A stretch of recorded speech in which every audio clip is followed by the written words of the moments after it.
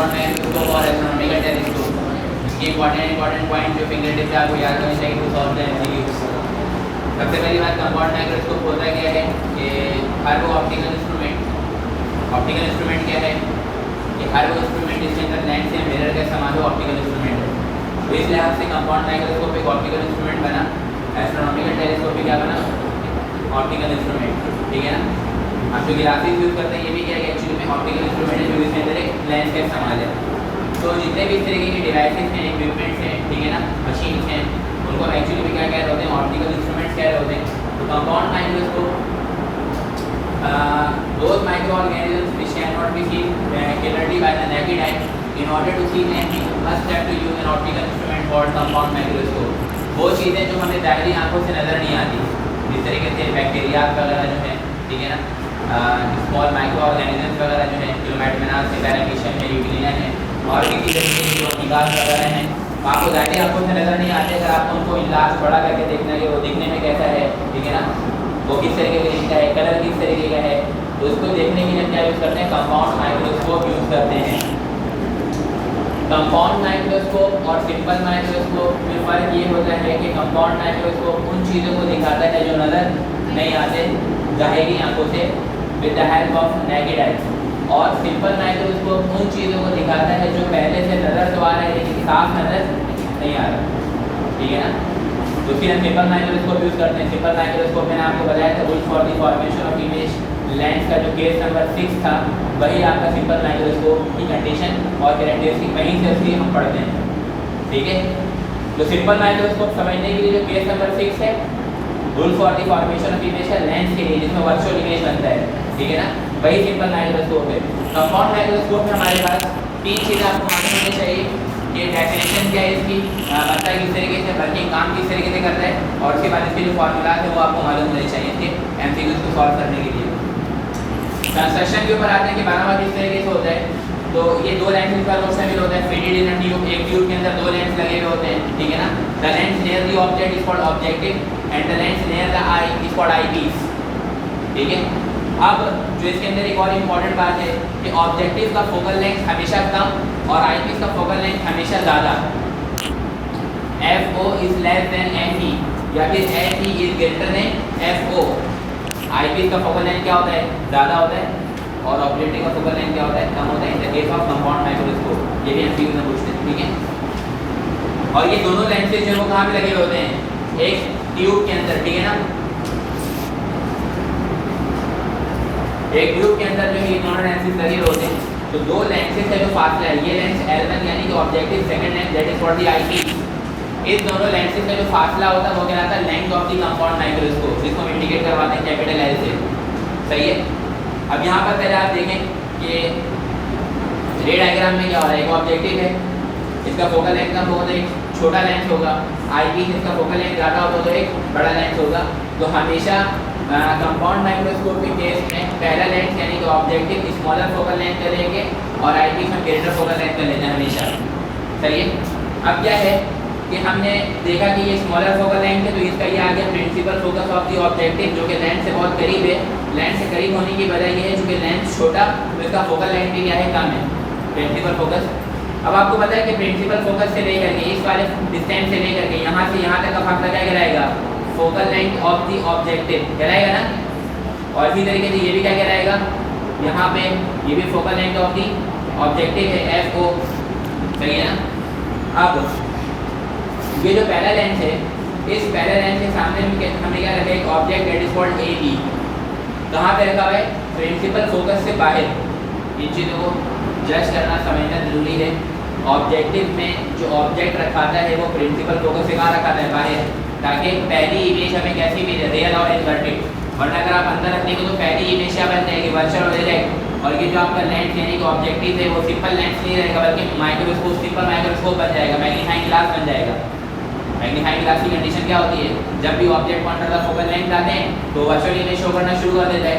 तो जैसे आप इसको इसके FO के अंदर ले आओगे तो बजाय रियल और इन्वर्टेड इमेज जो यहाँ पे बन रही है, एक ऑब्जेक्ट AB है, इसकी इमेज बन रही है A बार B बार, और ये इमेज कहाँ भी बन रही है, within the focal length of the eyepiece. ये देखो आई पीस का फोकल लेंथ, आई पीस बड़ा है तो इसका प्रिंसिपल फोकस ज़्यादा होगा, तो तो यहाँ से यहाँ तक ये distance principal focus of the eyepiece. अगर आप यहाँ से लेकर के यहाँ तक का डिस्टेंस कैलकुलेट करेंगे तो ये कितना आएगा, एफ ई आएगा ना। तो ये ज़्यादा होना चाहिए और ये कम होना चाहिए, क्योंकि ये छोटा और ये बड़ा है। ये बात क्लियर है। तो the first image of an object A B is going to form under the focal length of the eyepiece which is A bar B bar. अब इस इमेज के बारे में क्या है कि ये इमेज क्या होता है, सबसे पहली बात इस इमेज को कहते हैं इंटरमीडिएट इमेज। क्या बोलते हैं, ये इमेज एक इंटरमीडिएट इमेज होती है, दरमियानी इमेज जिसको हम बोलते हैं। अभी फाइनल इमेज नहीं बनी। This image is the intermediate image A bar B bar. इसकी नेचर क्या होती है, रियल एंड इन्वर्टेड। ये इमेज कैसी होती है, रियल भी होती है और साथ में इन्वर्टेड भी होती है। जो रियल होगा वो लाजमी सी बात है इन्वर्टेड होगा, जो वर्चुअल होगा वो इरेक्ट भी होगा। वर्चुअल यानी कि झूठी इमेज, इरेक्ट यानी कि सीधी इमेज। तो जो इमेज इमेजिनरी होगी वो सीधी होगी, जो इमेज एक्चुअली में बन रही होगी वो रियल होगी, तो वो क्या होगी, इन्वर्टेड होगी। हम विदिन द फोकल लेंथ, ये तो इमेज बनी है ना यहाँ पे, इसकी इमेज बनी है, इसकी इमेज थोड़ी बनी है अभी। तो हम इसकी इमेज की बात करेंगे तो देखेंगे क्या हो रहा है। अभी तो इस लेंस की इमेज बनी यहाँ पे within the focal length of the eyepiece. ये तो पहले लेंस का पहला इमेज है, जिसको हम क्या कह रहे हैं, इंटरमीडिएट इमेज, फाइनल इमेज नहीं है ये। अब क्या होगा, इमेज बन के ए बार बी बार कहाँ पे बनी, आई पीस के फोकल लेंथ के अंदर। अब ये इमेज जिसको हम कह रहे हैं इंटरमीडिएट इमेज, ये और क्या है, ये और वर्चुअल ऑब्जेक्ट भी है, एक झूठा ऑब्जेक्ट है, क्योंकि एक्चुअली में ऑब्जेक्ट कौन सा है, ए बी है ना, ये एक्चुअल ऑब्जेक्ट है। और ये जो इमेज बन रही है ए बार बी बार, इसको कह रहे हैं कि this is the intermediate image which is real and inverted. लेकिन इसके साथ साथ ये और क्या है, ये एक झूठा ऑब्जेक्ट है इसके लिए, फोर लेंस L2 के लिए, दूसरे वाले लेंस के लिए। अब यही वाली इमेज जो है वो क्या बन जाएगी, एक ऑब्जेक्ट बन जाएगी। तो जब ये ऑब्जेक्ट बनता है तो यहाँ से एक रे ऑफ लाइट गई पैरेलल, इस पॉइंट से ये क्या हो गई, when the ray of light passes parallel to the come parallel then it must have to pass through the principal focus। ये रूल हमने पढ़ा हुआ है कि जब भी रोशनी पैरेलल आती है, कहाँ से आती है, प्रिंसिपल फोकस से। तो ये पैरेलल आई, प्रिंसिपल एक्सिस से कहाँ चली गई, principal focus of eyepiece. एक रे ऑफ लाइट इसी वाले ऑब्जेक्ट का, वर्चुअल ऑब्जेक्ट का एक रे ऑफ लाइट कहाँ से गई, ऑप्टिकल सेंटर से, तो वो कहाँ चली गई, वो straight, no deviation, no change of angle, है ना। हम देख रहे हैं यहाँ पे रोशनी को तो खुद क्या होगी, डाइवर्ज। तो ये कभी भी इमेज नहीं बनाएगा एक्चुअल, हमें इसकी इमेज खुद बनानी पड़ेगी। तो इस इमेज को खुद बनाने के लिए हमने यहाँ से इसको पकड़ा, इसको आगे प्रोसीड करवाया, इस वाले रे को पकड़ा, यहाँ से इसको आगे प्रोसीड करवाया, यहाँ पर इमेज बनी। ये इमेज बनी वो क्या बनी, virtual, A double bar B double बार।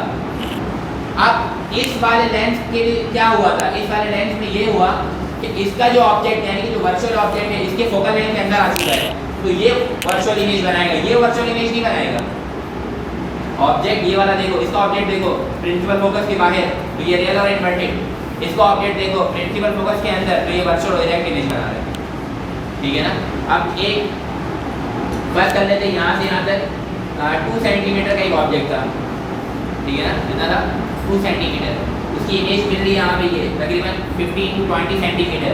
तो एक छोटे से ऑब्जेक्ट को जिसको हम पहले देख नहीं सकते थे, अब उसको हम देख सकते हैं, क्योंकि वो मैग्नीफाइड हो चुका है, उसकी इमेज बड़ी हो चुकी है। This is the virtual image which is magnified and can be seen clearly by the help of observer। Observer इसको आसानी से देख सकता है, ठीक है ना। तो कंस्ट्रक्शन एंड वर्किंग की बातें समझ आएंगे, क्या क्या चीज़ें इसके अंदर हो रही हैं। अब आगे देखो क्या है, अगर हमें ये बताना हो कि इस लेंस यानी कि ऑब्जेक्टिव से लेकर के आई पीस तक का फासला कितना होगा, what should be the distance between this to lenses. किसी भी ऑप्टिकल इंस्ट्रूमेंट के अंदर ये बात याद रखिएगा, किसी भी ऑप्टिकल इंस्ट्रूमेंट के अंदर उसका एक डिस्टेंस होता है, वो डिस्टेंस कितना होता है, दो लेंसेज का फासला अगर हम कैलकुलेट करते हैं तो उसका डिस्टेंस बताएगा एक्चुअली में।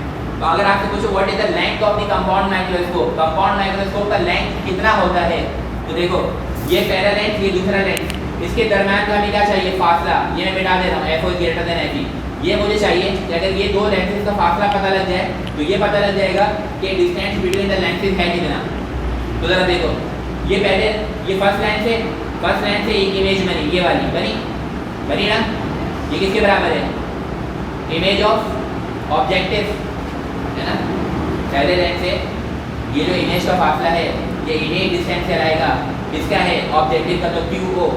उसके बाद इधर आ जाते हैं, ये जो इमेज है जो कि सेकंड वाले लेंस के लिए क्या बन चुका है, वर्चुअल ऑब्जेक्ट, तो ये ऑब्जेक्ट डिस्टेंस से रहेगा, ऑब्जेक्ट डिस्टेंस किससे इंडिकेट करवाते हैं, p, लेकिन आईपीस के लिए तो क्या हो जाएगा, pe, तो इसका मतलब ये क्या है, qo के साथ प्लस pe, तो qo में जब p ऐड होगा तो हम फर्स्ट लेंस से दूसरे लेंस तक का फासला ट्रैवल कर लेंगे, यहाँ से यहाँ तक गए qo आ गया, फिर यहाँ से दूसरे लेंस तक गए p आ गया, तो distance between the lenses z is equal to l is equal to qo plus pe, distance between the जो लेंसेज है कंपाउंड माइक्रोस्कोप में, या अगर कोई पूछे कंपाउंड माइक्रोस्कोप की लेंथ क्या होती है, the length should be equal to qo plus pe, where qo is the image of the objective, image distance of the objective, and pe is the object distance for the eyepiece।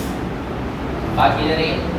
तो distance कैसे calculate कर रहे हैं, दो lenses का फासला हमेशा क्या होता है, डिस्टेंस, तो दो लेंसेज के दरमियान का अगर हम डिस्टेंस बता दें तो हम लेंथ बता देंगे, तो हमने लेंथ बता दी कि इससे बराबर है qo प्लस pe के। ये बात क्लियर है? अब आगे चलो मैग्नीफिकेशन की बात करते हैं। Compound microscope, simple microscope, telescope की मैग्नीफिकेशन नॉर्मल मैग्नीफिकेशन नहीं होती, ये मैग्नीफिकेशन कहलाता है एंगुलर मैग्नीफिकेशन। क्या बोलते हैं इसको? तो ये जो मैग्नीफिकेशन है इसका नाम क्या होता है एक्चुअली में, एंगुलर मैग्नीफिकेशन, ठीक है ना, this is the angular magnification, और इसको मैग्नीफाइंग पावर भी कहते हैं। क्या कहते हैं? Magnifying power. तो what is the magnifying power of the compound microscope? This is the formula m is equal to beta over alpha. ये फार्मूला है एंगुलर मैग्नीफिकेशन कंपाउंड माइक्रोस्कोप का। What is beta and what is alpha? Beta क्या है? Visual angle. What is visual angle? जो आंखों पर बने वो विजुअल एंगल, ठीक है ना। उसके बाद क्या लिखा हुआ है? ऑफ इमेज, इमेज का वो एंगल जो आंखों पर बने। उसके बाद एट आई, आंखों पर जो इमेज बने, जो एंगल बने किसके लिए? इमेज के लिए, वो बीटा। उसके बाद क्या लिखा हुआ? अल्फा। अल्फा क्या है? Visual angle of object at the eye, ठीक है ना। तो मतलब इमेज के लिए और ऑब्जेक्ट के लिए जो एंगल बनता है आंखों पर उसको क्या कहते हैं एक्चुअली में? Visual angle. अब एक बात इंटरेस्टिंग जो आगे कंटिन्यू हो रही है, ये बात याद रखिएगा। एंगुलर मैग्नीफिकेशन जब हम कंप्लीटली एक्सप्लेन करते हैं कंपाउंड माइक्रोस्कोप के लिए, तो अगर ये टर्म आप ऐड नहीं करेंगे, ये टर्म अगर आपको मालूम नहीं है तो आपके पास जो है वो कंप्लीट इन्फॉर्मेशन मौजूद नहीं होगी कंपाउंड माइक्रोस्कोप की मैग्नीफिकेशन की। क्या लिखा हुआ है? When both the object and the image are at least distance of distinct region. देखो बात सुनो, ये पैरालेंस, पैरालेंस ऑब्जेक्ट क्या करीब है ना, क्या है? करीब। तो याद रखना कि कोई सा भी ऐसा ऑप्टिकल इंस्ट्रूमेंट जितने फासले पर ऑब्जेक्ट होता है, फाइनल इमेज उतने ही फासले पर बनती है उस लेंस की। बात समझ में? ये 25 सेंटीमीटर पर है, तो जो इमेज फाइनल बनेगी वो भी कितने फासले में बनेगी? 25 सेंटीमीटर। ये कंप्लीट डिस्क्रिप्शन देता है एंगुलर मैग्नीफिकेशन की। तो यहाँ पे क्या लिखा हुआ है? अगर पूछ रहे हैं कि what is the magnifying power of the angular magnification of the compound microscope, तो डेफिनेशन क्या बनेगी? रेशो है ना विजुअल एंगल का, इसका है विजुअल एंगल का रेशो है। It is the ratio of the visual angle subtended at the eye by an image to the visual angle subtended at the eye by an object when both the object and the image are at least distance of distinct region। ये complete definition हुई। बात समझ में नहीं है? अगर आप इसको देखो यहाँ पे, अगर आप इसका एंगुलर मैग्नीफिकेशन बताओगे तो आप देख लो कि ऑब्जेक्ट बहुत दूर है, सूरज को देख रहे हैं, तो मतलब फासला क्या हुआ? इन्फिनिटी। सेकंड लेंस के लिए फासला क्या होगा? इन्फिनिटी। अगर मैं उसका एंगुलर मैग्नीफिकेशन बताऊँ इससे कंपेयर करके, तो इसमें ऑब्जेक्ट कहाँ पर है? When both the object and the image are at least distance of distinct region. यही बात अगर आप वहाँ पे जाके लिखेंगे तो क्या लिखेंगे? सारी बातें सेम, एंड में क्या करेंगे? When both the object and the image are at infinity, तो बनेगा एंगुलर मैग्नीफिकेशन। बात समझ में आई नहीं आई? तो इस तरीके से हम मैग्नीफाइंग पावर या एंगुलर मैग्नीफिकेशन को बताते हैं। तो देखते हैं वो एक्चुअली में फोकस किस चीज़ को कर रहा है। ऑब्जेक्ट करीब है तो उसके लिए हम करीब वाला सेंटेंस इस्तेमाल करेंगे, least distance of distinct region. Object दूर है तो उसके लिए हम ग्रेटर वाला डिस्टेंस इस्तेमाल करेंगे, दैट इज द इन्फिनिटी। ये मैग्नीफिकेशन आ गई, बीटा के बारे में पता लग गया, अल्फा के बारे में पता लग गया, एंगुलर मैग्नीफिकेशन क्या होती है उसकी डेफिनेशन सामने आ गई। उसके बाद अगर हम मैग्नीफिकेशन कैलकुलेट करते हैं, इसके लिए यहाँ पे लिखा हुआ डेरिवेशन। जब आप इसका डेरिवेशन टाइप करते हैं, यानी कि कंपाउंड माइक्रोस्कोप के मैग्नीफाइंग पावर का फार्मूला क्या होता है, ये जनरल फार्मूला है। बीटा की वैल्यू कैलकुलेट करते हैं, बीटा कहाँ पे बनता है? बीटा फॉर इमेज, तो यहाँ पे क्या बनेगा? आई पर एंगल बन रहा है बीटा, इसके लिए इमेज के लिए, ये इमेज है फाइनल इमेज, इमेज के लिए जो एंगल बन रहा है वो क्या बन रहा है? बीटा। और ये रहा ऑब्जेक्ट, तो ऑब्जेक्ट के लिए जो एंगल बनेगा वो यहाँ पे क्या बनेगा? अल्फा।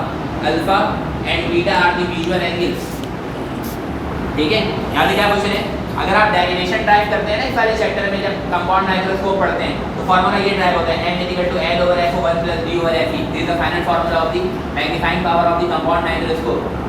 लेकिन जब आप न्यूमेरिकल सॉल्व करते हैं, जब आप इसके एमसीक्यू सॉल्व करते हैं, तो ये वाला फार्मूला इस्तेमाल नहीं होता। कौन सा फार्मूला इस्तेमाल होता है? m equal to q over po 1 plus d over f। इस दोनों फार्मूले में ये वाला जो स्टेप है ये कहलाता है सेकंड लास्ट स्टेप।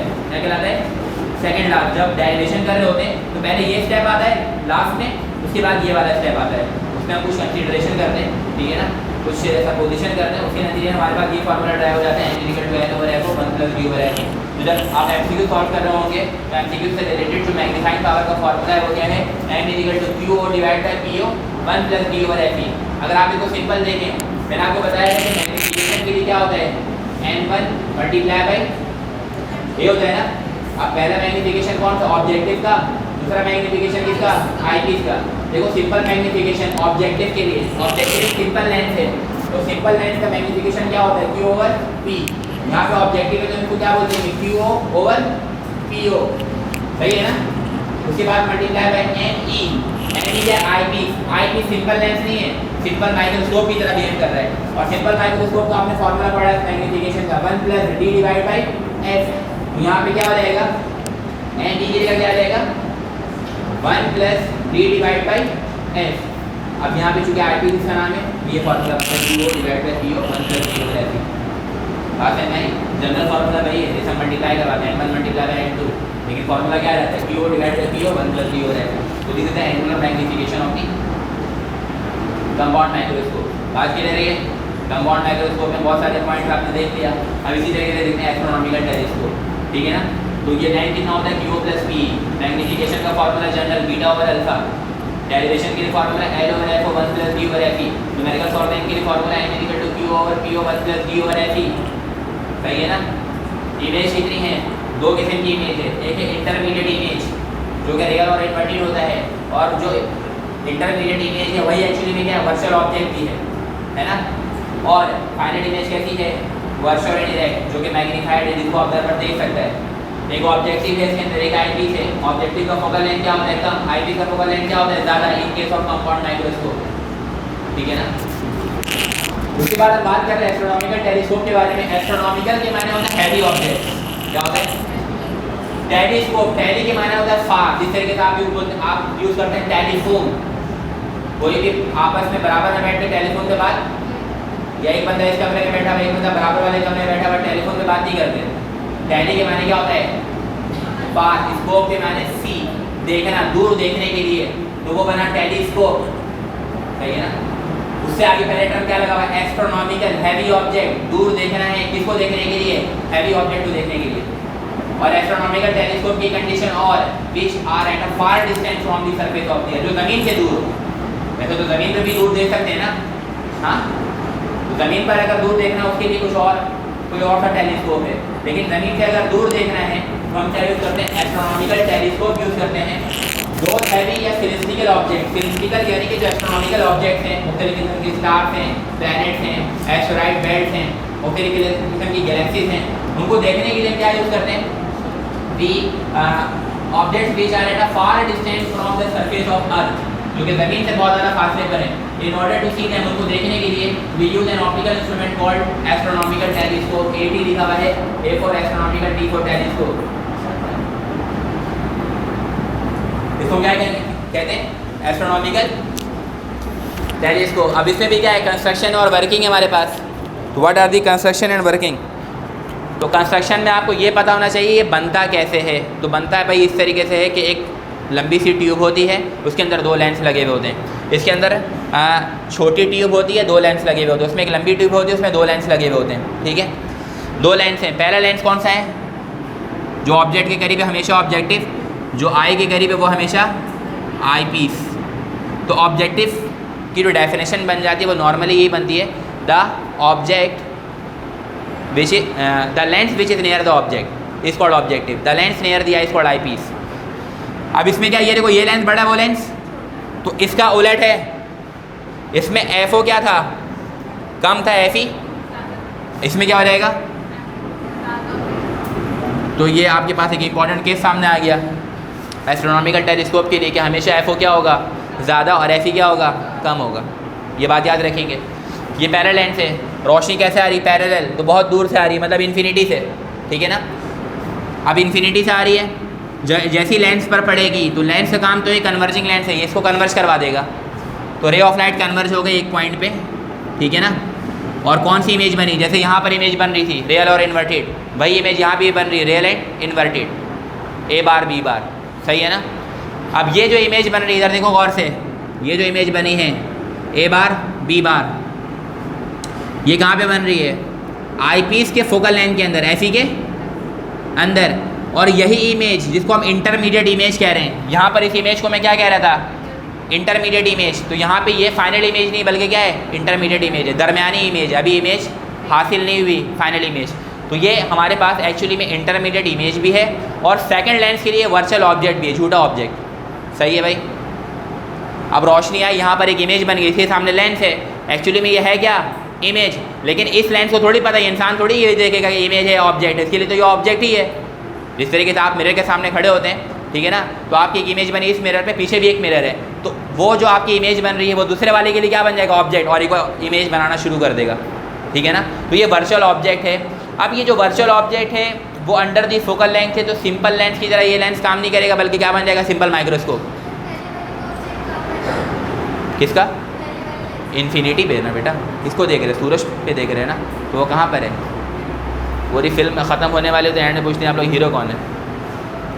अब बात ये है कि ये वर्चुअल ऑब्जेक्ट है जो कि कहाँ पर आ चुका है, इस वाले लेंस के प्रिंसिपल फोकस के अंदर। तो अब ये सिंपल लेंस की तरह बिहेव नहीं करेगा, कैसा बन जाएगा, सिंपल माइक्रोस्कोप। चूँकि किसी भी लेंस के अंदर अगर ऑब्जेक्ट उसके प्रिंसिपल फोकस के अंदर आ जाए तो वो लेंस सिंपल माइक्रोस्कोप की तरह बिहेव करना शुरू कर देता है। तो अभी सिंपल माइक्रोस्कोप की तरह बिहेव करेगा कैसे, एक रे ऑफ लाइट गई, ठीक है ना, ये इसका आई पीस का प्रिंसिपल फोकस है, दूसरी रे ऑफ लाइट गई ऑप्टिकल सेंटर से, क्या हो गई, डाइवर्ज। अब इमेज बनेगी नहीं, चूँकि रे ऑफ लाइट डाइवर्ज होते जा रही है, तो हमें मजबूरन इसको क्या करना पड़ेगा, आगे इसको यहाँ से पकड़ के, ये इमेज बनी A double bar B double bar, this is the final image, बड़ी है, आसानी से दिख सकती है, बात समझ में आई। तो ये हमने इस तरीके से इसकी इमेज बना दी। कंस्ट्रक्शन एंड वर्किंग में हमने देखा कि ये काम किस तरीके से कर रहा है, इमेज दूर बनेगी। अब यहाँ पे एक मसला आता है, जब इसकी डेरिवेशन हम सॉल्व करते हैं ना, तो उसमें हम क्या करते हैं, जहाँ पर एफ ओ है वहीं पर एफ ई लेते हैं। क्या करते हैं, जहाँ पर एफ ओ है वहीं पर, तो आप सपोज कर लो कि यहाँ पर एफ ओ है, तो एफ ई को हम क्या कर देते हैं, लेंस की पोजीशन ऐसा सेट करते हैं कि यहीं पर क्या आ जाए, ये बात समझना है, बहुत इंपॉर्टेंट बात है। लेंस की पोजीशन इस तरीके से सेट करते हैं कि जहाँ पर एफ ओ है वहाँ पर एफ ई आ जाए। अब ज़रा समझो, अगर आपसे पूछेंगे कि दो लेंसेज का फासला कितना होगा, जैसे हमने यहाँ पर बताया था Q O plus P E, तो यहाँ पर कितना होगा, तो यहाँ पर सबसे पहले तो एक लाइन ड्रॉ कर देते हैं कि ये फासला है दो लेंसेज का, है कि नहीं, है ना। अब देखो ये प्रिंसिपल फोकस, ये फासला कितना बना, एफ ओ, इस लेंस से लेकर के यहाँ तक का फासला। अब मैंने बोला एफ ई भी यहीं पर आ चुका है, तो अब ये फासला क्या बन जाएगा, एफ ई बनेगा।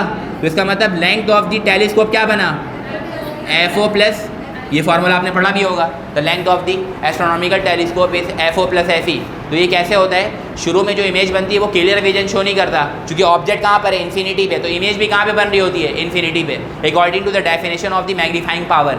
अभी मैंने इस बात को डिस्कस किया था। अब हमें लेंस की पोजीशन को क्या करना होता है, सेट, जैसे हम सेट करेंगे वो जहाँ पर एफ ई वहीं पर एफ ओ आ जाएगा, और डिस्टेंस कितना हो जाएगा, F O plus F E. तो this is the length of the telescope which is equal to F O plus F E. आपसे पूछेंगे सबसे ज़्यादा लेंथ किसका होता है, तो आप बोलेंगे एस्ट्रोनॉमिकल टेलीस्कोप का, that is F O plus F E. बात समझ आ गई है। सबसे कम का पूछेंगे तो Galilean, F O minus F E. वो मैं सब उसके डायग्राम में नहीं बता रहा हूँ, उसके इंपॉर्टेंट पॉइंट बता दे रहा हूँ। गैलीलियन में क्या होता है, एफ ओ माइनस एफ ई।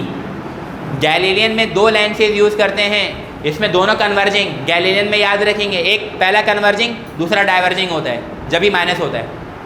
हाई बात समझ में, पहला कन्वर्जिंग दूसरा डाइवर्जिंग लेंस, जब भी हम क्या करते हैं, एफ ओ में से एफ ई को क्या करवाते हैं, माइनस। ये गैलीलियन टेलीस्कोप के लिए है, ये किसके लिए है, एस्ट्रोनॉमिकल टेलीस्कोप, सही है ना। अच्छा, तो length of the astronomical telescope इसके बराबर आ रहा है F O plus F E के। एंगुलर मैग्नीफिकेशन क्या होगी, बीटा ओवर अल्फ़ा। इसी तरीके से एक्सप्लेन करेंगे, बीटा हमेशा क्या होगा, विजुअल एंगल, अल्फ़ा भी क्या होगा, विजुअल एंगल। बीटा किसके लिए? इमेज के लिए। और अल्फ़ा किसके लिए? ऑब्जेक्ट के लिए। आगे क्या ऐड कर देंगे? When both the object and the image are at infinity. Are at, इसकी मैग्नीफाइंग पावर बताएंगे तो आर एट इन्फिनिटी, इसकी मैग्नीफाइंग पावर बताएंगे तो बात समझ में नहीं आई। अब जो फाइनल फार्मूला आता है, कोई सा भी टेलीस्कोप हो, कोई सा भी, चाहे वो एस्ट्रोनॉमिकल हो, चाहे वो गैलीलियन हो, चाहे वो टेरेस्ट्रियल टेलीस्कोप हो, सबका मैग्नीफाइंग पावर ये होता है FO डिवाइड बाई FE। क्या होता है? और कुछ दूसरा नहीं होता, FO बाई FE बस। तो ये हमारे पास एस्ट्रोनॉमिकल टेलीस्कोप है। टेरेस्ट्रियल टेलीस्कोप के बारे में एक बात आपसे मैं डिस्कस कर लेता हूँ। टेरेस्ट्रियल टेलीस्कोप में एक वाहिद टेलीस्कोप है जिसमें 3 लेंस यूज़ होते हैं। कितने? 1 2। ये पहला लेंस ऑब्जेक्ट के करीब, ऑब्जेक्टिव हो गया। आखिरी लेंस आई से करीब आईपीस हो गया। तो बीच वाला लेंस क्या कर रहा है? बीच वाला लेंस, इसका नाम होता है फील्ड लेंस या फिर erecting lens. Field, FIELD, field lens या फिर इरेक्टिंग लेंस। इसका सिर्फ यही काम होता है कि इमेज को इरेक्ट करने के लिए इस्तेमाल होता है, सीधा करने के लिए इस्तेमाल होता है, पहली बात। दूसरी बात, टेरेस्ट्रियल टेलीस्कोप को कहाँ पर यूज़ करते हैं? ज़मीन पर ही अगर दूर देखना है तो टेरेस्ट्रियल टेलीस्कोप यूज़ करते हैं। सही है? ज़मीन पर at the surface of the अर्थ पे ही दूर देखना है। जिस तरीके से नेवी वगैरह में जो है वो किसी शिप को बहुत दूर तक अगर देखना है तो टेरेस्ट्रियल टेलीस्कोप को इस्तेमाल कर सकते हैं दूर की चीज़ों को देखने के लिए। बात समझ में आ गई है? तो ये टेलीस्कोप्स और कंपाउंड माइक्रोस्कोप हमने डिस्कस कर लिया है। कंप्लीट इसकी बातें मैंने आपसे डिस्कस की हैं। आप इसके MCQ सॉल्व करेंगे, आपसे MCQ हो जाएगा।